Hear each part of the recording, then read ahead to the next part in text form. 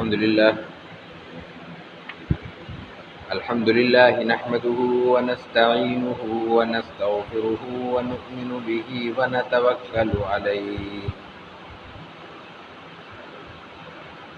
ونعوذ بالله من شرور أنفسنا ومن سيئات أعمالنا من يهده الله فلا مضل له ومن يضلله فلا هادي له ونشهد أن لا إله إلا الله وحده لا شريك له ونشهد أن سيدنا وسندنا وحبيبنا ومولانا محمدا عبده ورسوله صلى الله تعالى على خير خلقه وبارك وسلم تسليما كثيرا كثيرا أما بعد فأعوذ بالله من الشيطان الرجيم بسم الله الرحمن الرحيم إنما يوفى الصابرون أجرهم بغير حساب وعن أبي هريرة رضي الله تعالى عنه أن رسول الله صلى الله عليه وسلم قال ليس الشديد بالسرعة إنما الشديد الذي يملك نفسه عند الغضب صدق الله العظيم وصدق رسوله النبي الكريم ونحن على ذلك لمن الشاهدين والشاكرين والحمد لله رب العالمين. حضرات محترم، حسب روایت توبہ کا بیان، صبر کا بیان جاری ہے. آج کی پہلی روایت رسول اللہ صلی اللہ علیہ وسلم سے حضرت ابو ہریرہ رضی اللہ تعالی عنہ نقل کرتے ہیں. حضرت ابو ہریرہ رضی اللہ تعالی عنہ فرماتے ہیں کہ رسول اللہ صلی اللہ علیہ وسلم نے فرمایا لیس الشدید بالسرعہ، شدت، قوت اور طاقت پچھاڑنے کا نام نہیں ہے. مخالف کو، دشمن کو، مقابل کو پچھاڑ کر زمین پر گرا دینے کا نام نہیں ہے. طاقت کے ذریعے اس پر حاوی ہو جانے کا نام نہیں ہے، بلکہ کیا ہے؟ انما الشدید الذی یملک نفسہ عند الغضب. پہلوان کون ہے؟ جو غصے کے وقت اپنے آپ کو اپنی گرفت میں رکھتا ہے. اب یہاں سوالات ہیں، بہت سے نکتے ہیں جو اس حدیث مبارکہ میں، اس مختصر سے جملے میں رسول اللہ صلی اللہ علیہ وسلم نے فرمائے ہیں. اور اس مختصر حدیث کو جوامع الکلم بھی کہا جا سکتا ہے اور کہا گیا ہے. ایسی روایت جس میں الفاظ مختصر ہونے کے باوجود معانی کا ایک سمندر پوشیدہ ہے. پہلی بات تو یہ ہے کہ آپ نے کہا پہلوان وہ نہیں ہے جو پچھاڑ دے. پہلوان کا کام ہی کیا ہوتا ہے؟ جب میدان میں اترتا ہے، دو پہلوان مقابلے کی نیت سے ایک دوسرے کو گرانے کی نیت سے اترتے ہیں، تو پہلوان کس کو کہا جاتا ہے؟ جو دشمن کو پچھاڑ دو، وہ اپنے مقابل پہ آنے والے پہلوان کو پچھاڑ دیتا ہے، اس کو گرا دیتا ہے، اس کی کمر 3 بار زمین پہ ٹکا دیتا ہے، وہ جیت جاتا ہے. جس کی کمر زمین پہ 3 بار لگ جاتی ہے وہ ہار جاتا ہے. آپ فرما رہے ہیں ایسا نہیں ہے. کیوں؟ اس لیے کہ قوت اور طاقت ایک نعمت ہے، اور یہاں طاقت میں تمام دنیا کی ہر نوعیت کی طاقتیں شامل ہیں. ہاتھ اور بازو کی قوت بھی شامل ہے، اقتدار کی قوت بھی شامل ہے، اختیار کی قوت بھی شامل ہے. بہت کمزور آدمی ہے، 30-40 کلو سے زیادہ وزن نہیں ہوگا، اختیار اس کو مل گیا ہے پورے صوبے کا، پورے ملک کا، پورے شہر کا، پورے قبیلے کا، پورے ادارے کا، پورے علاقے کا، طاقت ہے اس کے پاس۔ طاقت آج کی دنیا میں خاص طور پر طاقت محض پنجہ کشی کا نام نہیں ہے، قوت بازو کا نام نہیں رہا۔ ایک قلم کے ایک جملے سے دنیا کی طاقتوں کا اور ان کی زندگیوں کا فیصلہ ہو جاتا ہے۔ کل کے زیرو آج کے ہیرو بن جاتے ہیں، اور آج کے ہیرو کل کے زیرو بن جاتے ہیں۔ طاقت ہے۔ رسول اللہ صلی اللہ علیہ وسلم نے ہر طرح کی طاقت کو اس میں شامل کیا ہے، اور کیا فرمایا اس کے بعد کہ لیس الشدید بالسرعہ، پہلوان وہ نہیں ہے جو پچھاڑ دے۔ کیوں؟ کئی باتیں۔ ایک پہلوان نے دوسرے پہلوان کو ایک دفعہ پچھاڑ دیا، کیا ہو گیا؟ لڑائی ختم ہو گئی، قصہ ختم ہو گیا؟ نہیں، اس ہار کے نتیجے میں، اس پچھڑنے کے نتیجے میں اس کے اندر جو ایک نفرت کا لاوا پیدا ہوا، وہ جینے دے گا؟ نہ وہ خود جیے گا، نہ دوسرے کو جینے دے گا۔ جب تک وہ آگ سلگتی رہے گی، وہ خود بھی سلگتا رہے گا اور پورے معاشرے کو بھی سلگاتا رہے گا، جلاتا رہے گا۔ ایک بات، لڑائی ختم نہیں ہوئی، لڑائی شروع ہوئی۔ دوسری بات، لڑ لیے، طاقت کا اظہار کر لیا، طاقتور نے کمزور کو گرا دیا، پھر کیا ہوا؟ دل جیت لیا۔ دنیا کے فیصلے گردنیں اتار کر نہیں ہوتے، دنیا کے فیصلے دل جیت کر ہوتے ہیں۔ گردنیں تو جب سے دنیا بنی ہے اترتی چلی آ رہی ہیں۔ کمزور ختم ہو گئے دنیا سے، طاقتور غالب آ گئے دنیا پہ، نفرتیں ختم ہو گئیں، طاقت کے لیے کمزوروں کے دلوں میں موجود نفرت فنا ہو گئی، ہو ہی نہیں سکتی، قیامت تک نہیں ہو سکتی۔ کسی نے اگر کبھی جیتا کسی کو تو وہ تلوار کے زور پہ نہیں جیتا، اخلاق کے زور پہ جیتا، کردار کے زور پہ جیتا۔ دلوں کو جیتا تو جیت شمار ہوئی، گردنوں کو جیتا تو وہ کبھی نہ وہ جیت شمار ہوئی، نہ اس میں کبھی دوام آیا، نہ وہ کبھی ہمیشہ کے لیے رہی۔ چند لمحے، چند گھنٹے، جب تک طاقت کا ڈنڈے کا زور رہا، لوگ جی حضوری کرتے رہے، ڈنڈا ہٹا، جی حضوری ختم ہو گئی۔ اور جو دلوں پہ حکمران تھے، ان کے ہاتھوں میں تلوار تھی نہیں تھی، ان کے پاس دنیا کی طاقت تھی نہیں تھی، ان کے بازو میں بظاہر دم تھا نہیں تھا، لیکن ان کی حکمرانی کو ہزاروں سال تک کوئی چیلنج کرنے والا پیدا نہیں ہو سکا۔ کتنے بزرگ، کتنے بڑے لوگ، کتنے خیر کا کام کرنے والے، کتنے حکمران ایسے گزرے ہیں، آج بھی ان کا نام عقیدت سے لیا جاتا ہے۔ نہ ہم نے ان کو دیکھا، نہ ان کی حکمرانی کو دیکھا، نہ ان کی سخاوت کو دیکھا، نہ ان کے سخاوت سے کسی نے، ہم میں سے کسی نے فائدہ اٹھایا۔ حاتم طائی اگر گزر گیا، ہم میں سے کسی کو کھلا کے گیا، کیوں آج اس کا نام لیا جاتا ہے؟ اور ایسا ایک تو نہیں ہے، سینکڑوں اور ہزاروں لوگ ہیں جن کے طاقت سے، جن کی محنت سے آج ہم فائدہ اٹھا رہے ہیں۔ قصہ کیا تھا؟ تیسرا نقطہ یہی ہے کہ فتح وہ ہوتی ہے جو دلوں کو فتح کر لے، وہ فتح نہیں ہوتی جو گردنیں اتار دے۔ لیس الشدید بالسرعہ انما الشدید الذی یملک نفسہ عند الغضب۔ اور پھر آخری بات اس حدیث کے حوالے سے، باتیں تو بہت کہی جا سکتی ہیں، طاقت اللہ کی رحمت ہے اور اللہ کی نعمت ہے، چاہے کسی شکل میں بھی ہو، آزمائش بھی ہے۔ اللہ کی ہر نعمت اس دنیا میں، گزشتہ نشست میں تفصیل سے بات کر چکا ہوں، ہر نعمت اس دنیا میں آزمائش ہے۔ آزمائش اپنی جگہ، رحمت اپنی جگہ، رحمت ہے اور نعمت ہے۔ رحمت اور نعمت کا تقاضا کیا ہوتا ہے؟ اس کو احتیاط سے خرچ کیا جائے، اس کی جگہ پہ خرچ کیا جائے، اس کے اصل محل پہ خرچ کیا جائے، تو جو اتنی بڑی رحمت ہو، اتنی بڑی نعمت ہو، اس کو ہم فضول خرچی میں اڑا دیں گے۔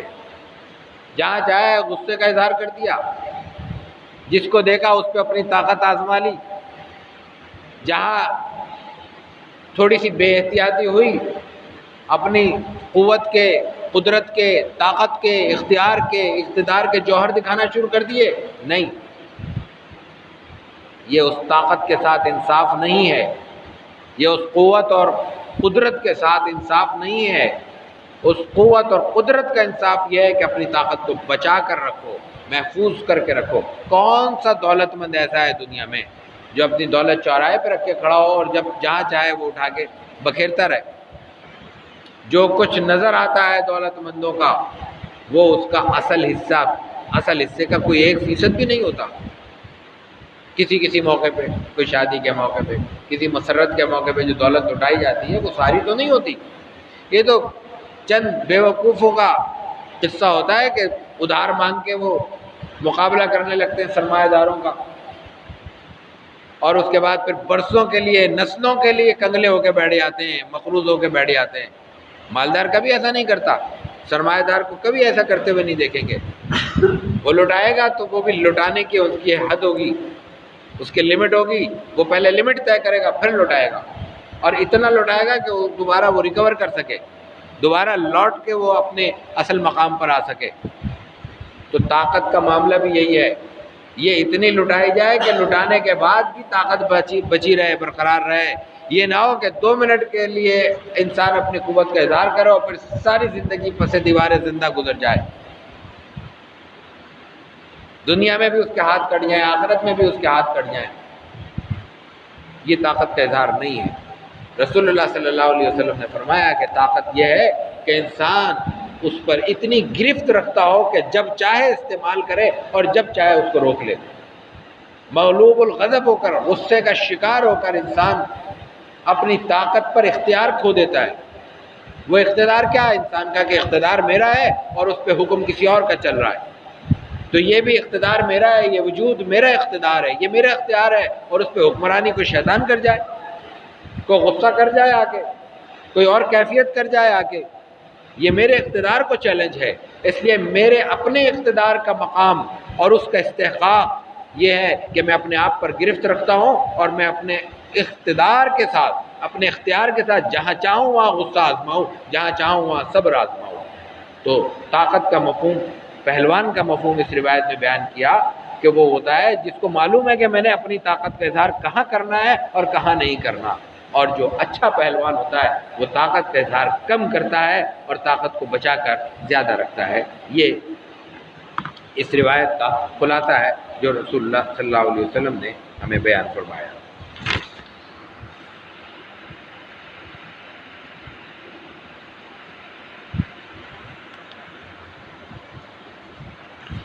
دوسری روایت بھی ہم پیش کر دیتے ہیں جلدی سے۔ وعن معاذ بن انس رضی اللہ عنہ ان النبی صلی اللہ علیہ وسلم قال من كظم غيظا وهو قادر على ان ينفذه دعاه الله سبحانه وتعالى على رؤوس الخلائق يوم القيامة حتى يخيره من الحور العين ما شاء۔ علامہ نووی نے یہ روایت ابو داؤد کی سنن اور ترمذی کی جامع سنن سے نقل کی ہے۔ معاذ بن انس رضی اللہ تعالیٰ عنہ روایت کرتے ہیں کہ رسول اللہ صلی اللہ علیہ وسلم نے فرمایا کہ من کظم غیظا، وہی بات ہے جو گزشتہ روایت میں نقل ہوئی، وہی بات آ رہی ہے اس میں دوسرے انداز سے۔ من کظم غیظا، یہ ایک قصہ بیان ہو رہا ہے، یہ ایک تمثیل بیان ہو رہی ہے، یہ ایک مثال کے طور پر بات کہہ کر بات سمجھائی جا رہی ہے کہ اگر کسی کو غصہ آ گیا، غصہ فطرت ہے، غصے کا انکار مقصود نہیں ہے، غصے پر قدرت مقصود ہے کہ وہ ہمارا طاقت کے مطابق ہو، ہماری قدرت کے ماتحت ہو، ہم جب چاہیں اس کا اظہار کریں، کوئی اور ہمیں اکسا کر اظہار نہ کرائے۔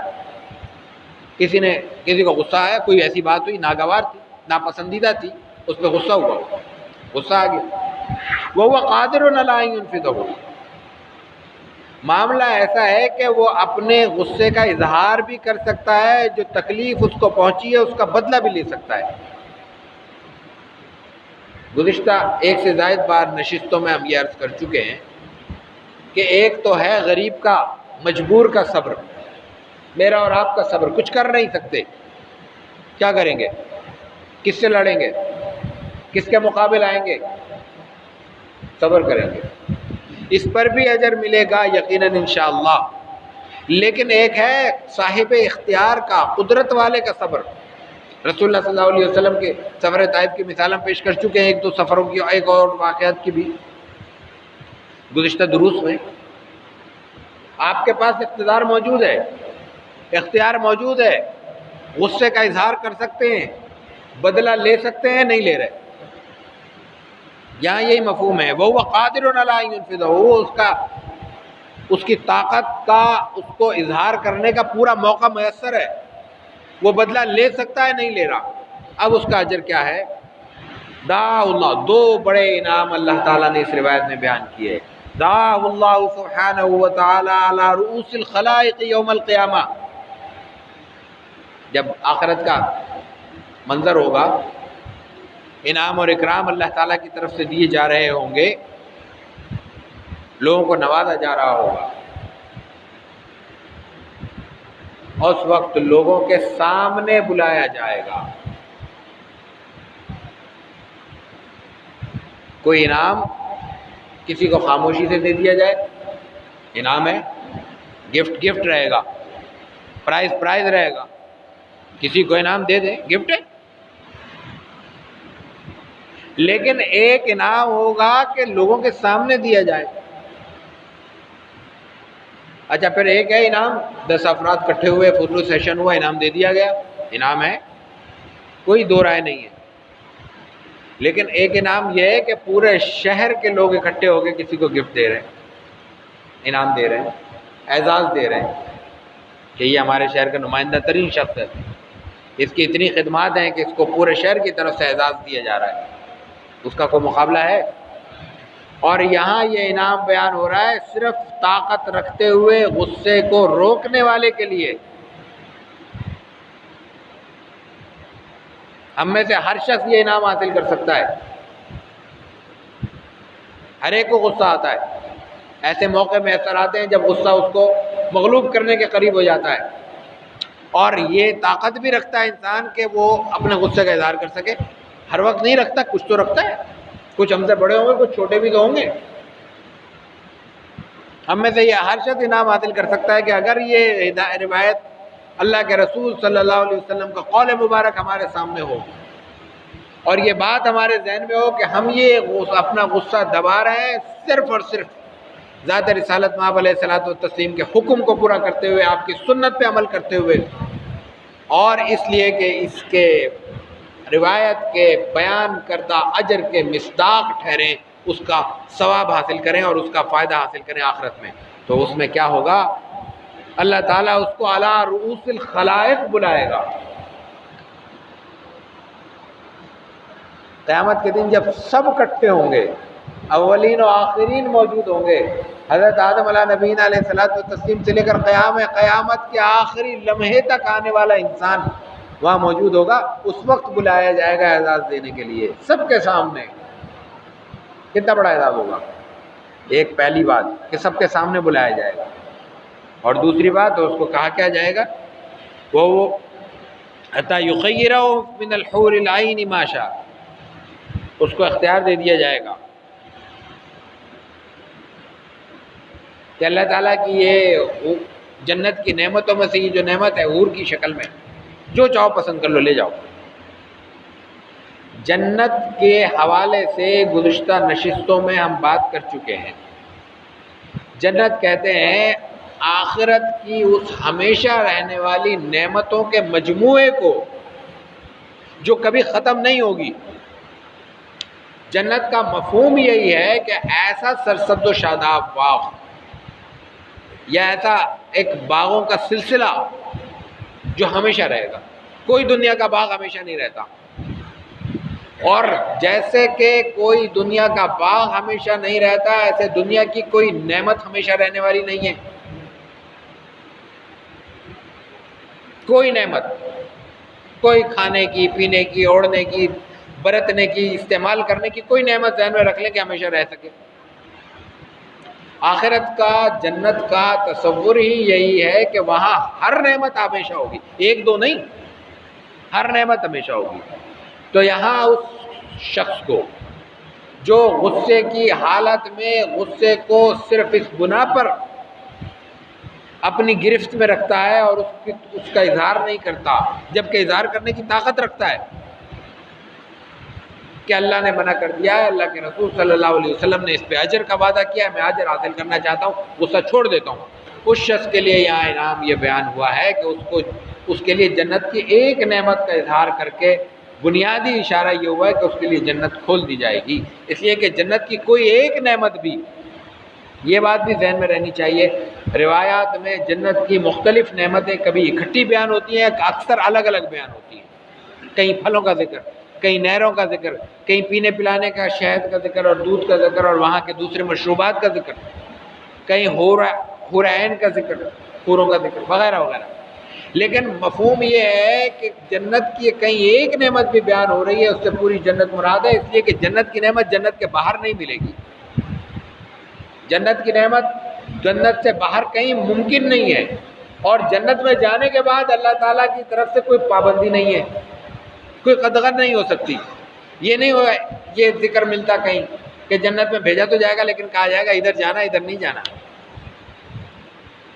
اسی لیے جنت کی جو تفصیل آتی ہے اس میں ایک روایت یہ بھی آتی ہے کہ وہ تاحد نگاہ ہوگی، یعنی ہر ایک کو جو فارم ہاؤس آج کی زبان میں الاٹ ہوگا وہ ہر ایک کی تاحد نگاہ ہوگا. تو یہاں روایت میں صرف یہ بیان کیا گیا ہے کہ اس کو جنت مل جائے گی، اور جنت ملے گی تو تمام نعمتوں کے ساتھ ملے گی. اللہ تعالیٰ ہمیں عمل کی توفیق عطا کرے اور اس اسپرٹ کے ساتھ عمل کی توفیق عطا کرے جو روایتوں سے ہمیں معلوم ہوتی ہے، اور اللہ تعالیٰ ہمیں وہ توفیق عطا کرے کہ ہم اپنے جذبات کو اللہ کے اور اللہ کے رسول صلی اللہ علیہ وسلم کے احکامات کے تابع کر سکیں. وآخر دعوانا ان الحمد للہ رب العالمین.